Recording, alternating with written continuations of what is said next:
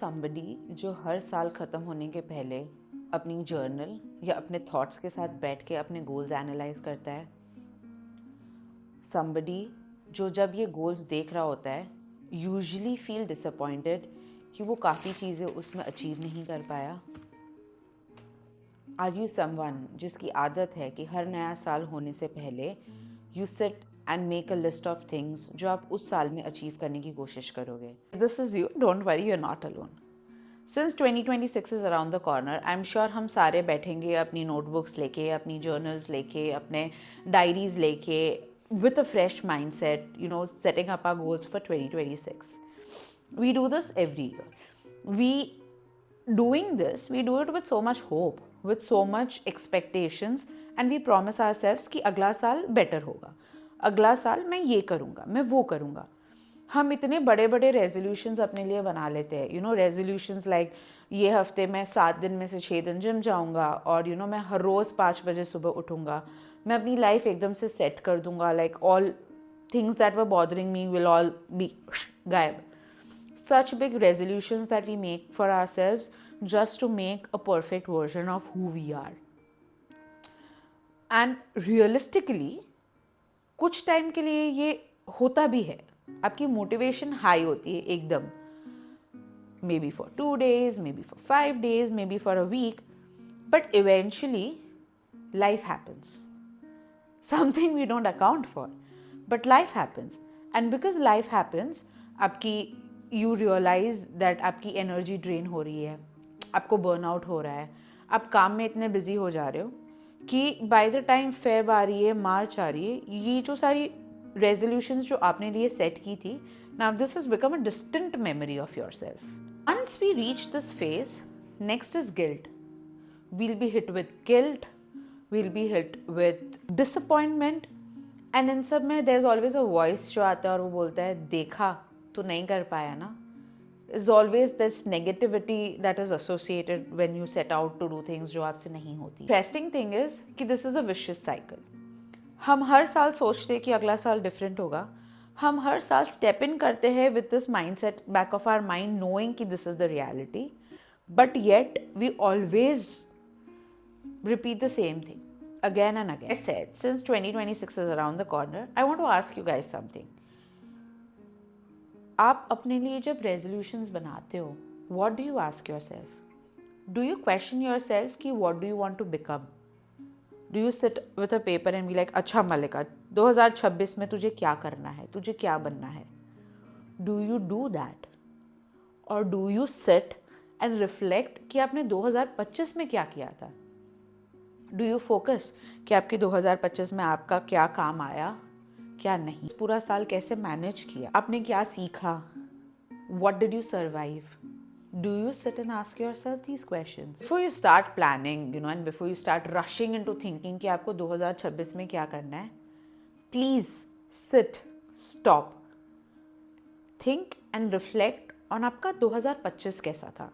There might be days जहाँ पे you felt like आप नहीं कर पाओगे and you wanted to give up, but you continued.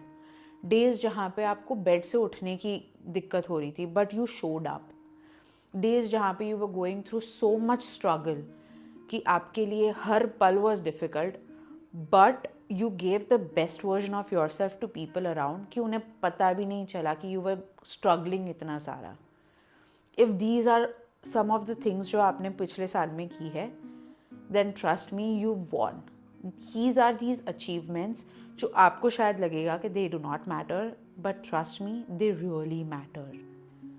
We are always told कि हमें बड़ी achievements हमारी life में celebrate करनी होती है, but it is always these small achievements जो we skip them.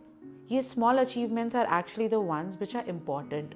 These are important wins, and it's always important कि आप इन चीज़ों को celebrate करें, ना कि नज़रअंदाज करें. While you are going out and setting up your resolutions for 2026, make sure कि आप realistic resolutions बना रहे हैं अपने लिए, ना कि unrealistic resolutions. Instead of thinking कि I would want to work out 6 days a week, maybe focus on showing up for your body even for days जहाँ पे आपको workout करने का मन नहीं कर रहा है. Promise yourself कि अगर मुझे किसी दिन workout करने का मन नहीं कर रहा है, I will at least walk around. और प्रॉमिस योर सेल्फ कि अगर इफ़ देर आर डेज जहाँ पे आपने जो सेट आउट किया है और आप वो नहीं कर पा रहे हो, you are kinder to yourself, not that you are punishing yourself. आप अपने आप पे गुस्सा नहीं हो रहे हो, आप अपने आप को पनिश नहीं कर रहे हो, और आप डिजेक्टेड फील नहीं कर रहे हो, but instead you are kind to yourself कि इट्स ओके, आज नहीं हो पाया, कल से will do it again. You allow yourself to be a bit laid back a couple of days. If that happens, it's okay. Remember that you set out these small goals, put up small goals for yourself, because small goals are achievable. जब आप छोटे छोटे goals achieve करोगे, आपका confidence बढ़ेगा, and जैसे आपका confidence बढ़ेगा, एक momentum set होगी. And this momentum is very important if you're actually trying to achieve a goal. One has to understand कि life में growth ना immediately नहीं होती है, छोटे छोटे छोटे छोटे steps से होती है, and ये जो छोटे छोटे steps है ना, वो आपकी life में काफ़ी important है। इन सब में और एक चीज़ important है is patience. You do not need to rush. You do not need to compare timelines.